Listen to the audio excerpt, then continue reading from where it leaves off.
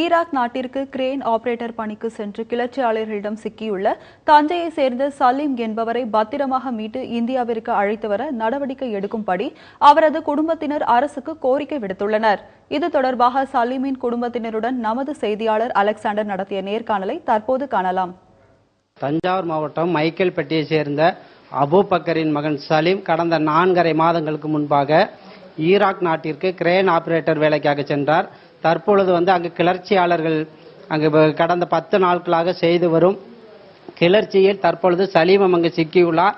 அவரை உடனடியாக மீட்டு இந்தியாவிற்கு கொண்டு வர வேண்டும் என்பது அவர் குடும்பத்தினர் கோரிக்கை விடுத்துள்ளனர். இது குறித்து கேட்க அவர் குடும்பத்தினர் நம்மகிட்ட இருக்காங்க.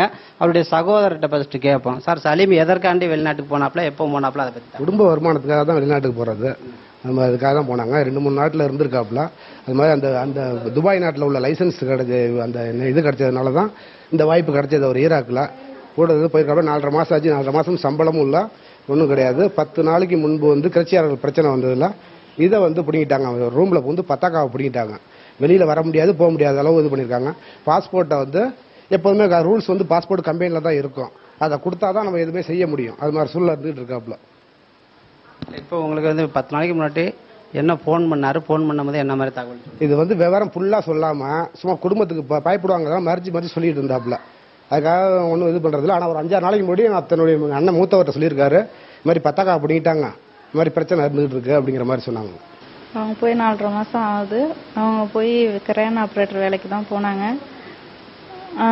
போய் இது மாதிரி 10 நாளைக்கு முன்னாடி தான் பிரச்சனை நடக்குதுன்னு சொன்னாங்க. அந்த பத்தா கார்டை பிடிங்கிட்டாங்க, வெளியில் வர முடியாமல் இருக்கும். பாஸ்போர்ட்டை அந்த உயர் அதிகாரிகள்லாம் எடுத்துகிட்டு போயிட்டாங்க. அவங்களுக்கு ஃபோன் பண்ணி பார்க்குறோம், எடுக்க மாட்டேங்கிறாங்க. பாஸ்போர்ட் கிடைச்சா வீட்டுக்கு நல்லபடியாக வந்துடலாம் அப்படிங்கிற மாதிரி சொல்லியிருக்காங்க. முதலமைச்சர் அம்மா அவர்கள் தான் அவங்களை நல்லபடியாக கொண்டு வந்து இங்கே சேர்க்கணும். இப்போ எங்கே தங்கி இருக்காங்க, அங்கே சாப்பாட்டுக்கு என்ன பண்ணுறாங்க, அந்த மாதிரி அதெல்லாம் பக்கத்தில் அங்கே உள்ளவங்க சாப்பாடெல்லாம் கொடுத்துக்கிட்டு இருக்காங்களாம். ரூமுக்குள்ளேயே தான் இருக்காங்க. வெளியில் வர்றதுக்கு உண்டான கார்டுகளை பிடுங்கிட்டாங்க. அதனால வெளில வர முடியாமல் தான் இருக்காங்க. இப்போ தான் எங்களுக்கே சொல்கிறாங்க. இவ்வளோ நாளாக சொல்லாமல் தான் இருந்தாங்க. இப்போ 2-4 நாளைக்கு முன்னாடி தான் சொன்னாங்க, இது மாதிரி வரோம் அப்படின்ட்டு, பயப்படுவோன்ட்டு. வேறு எதுவும் சொல்லலை. ஆனால் சேஃப்டியாக பாதுகாப்பாக தான் இருக்கேன் அப்படின்னு சொல்கிறாங்க. ஈராக்கில் சிக்கியுள்ள சலீமிற்கு 2 குழந்தைகள் உள்ளனர். அதாவது தமிழக அரசும் இந்திய அரசும் இதில் முனைப்பு காட்டி சலீம் மற்றும் சலீமுடன் தங்கியுள்ள 6 நபர்களையும் இதேபோல் ஈராக்கில் சிக்கியுள்ள இந்திய தேசத்தை சேர்ந்த அனைவரையும் மீட்க மத்திய மாநில அரசுகள் நடவடிக்கை எடுக்க வேண்டும் என்பதே சலீம் குடும்பத்தினரின் கோரிக்கையாக உள்ளது.